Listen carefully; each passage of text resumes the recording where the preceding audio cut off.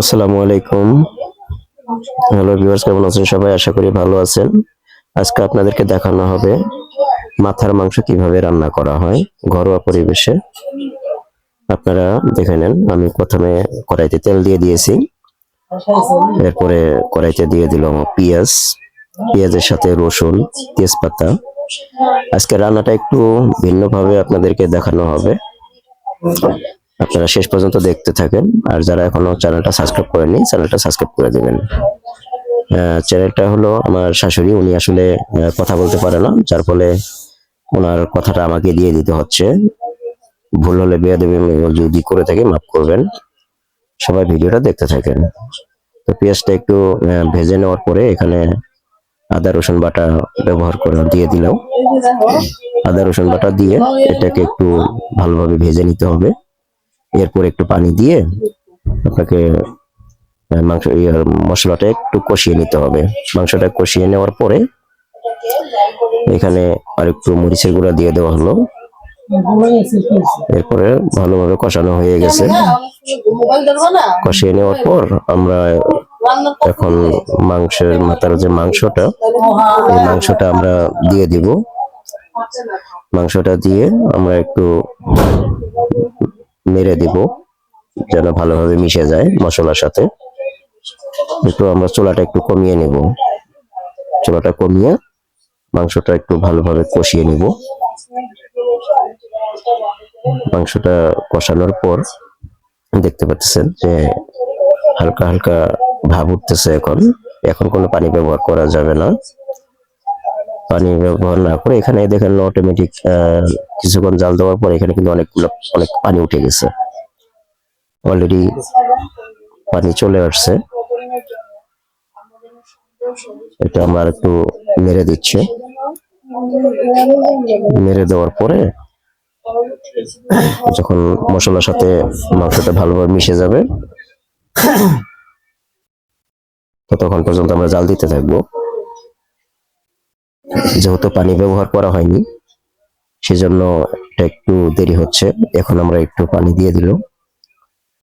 পানিটা দেওয়ার পরে মাংসটা আবার একটু নেড়ে দেওয়া হচ্ছে। নেড়ে দেওয়ার পরে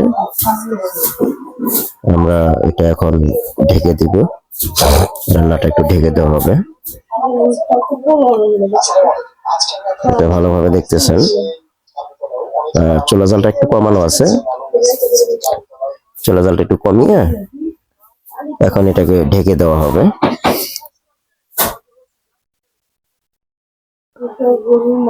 ঢেকে দিয়ে আমাদের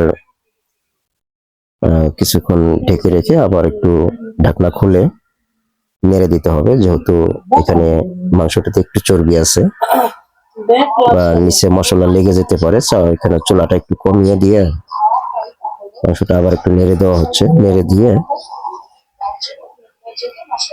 তারপরে আবারও এটাকে ঢাকনা দিয়ে ঢেকে দিব।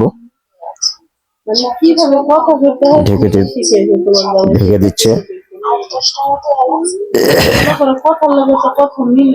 ঢেকে দিতে হবে। আমরা আবার একটু ঢাকনাটা খুলে নেড়ে ছেড়ে দিব। মাংসটা আবারও ঢেকে দিব। আমি এখানে 2 কেজির মতো মাথার মাংস নিয়েছি। আর মাংসটা খুব ভালোভাবে পরিষ্কার করে ধুয়ে পানি ঝরিয়ে নিয়েছি। ঢাকনাটা খুলে আবার একটু নেড়ে দেওয়া হচ্ছে যেন নিচে লেগে না যায়। যেহেতু ভোনা ভোনা করা হবে মাংসটা, এই জন্য একটু নেড়ে দেওয়া হচ্ছে।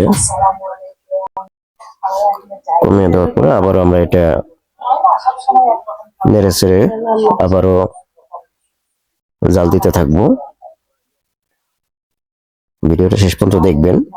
আর যারা মাথার মাংস রান্না করেন তারা এইভাবে রান্না করে খাবেন, ইনশাল্লাহ। আশা করি অনেক টেস্ট হবে। এখন এখানে একটু পানি ব্যবহার করা হবে মাংসটা যেন ভালোভাবে সিদ্ধ হয়ে যায়। তো এখানে পানি দিয়ে একটু নেড়ে দেওয়া হলো।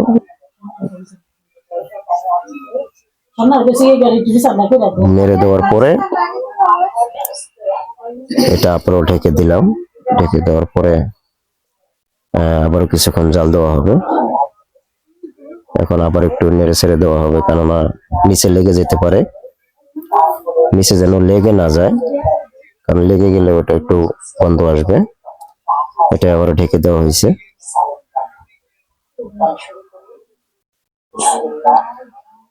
তো আমাদের রান্না মোটামুটি প্রায় কমপ্লিট।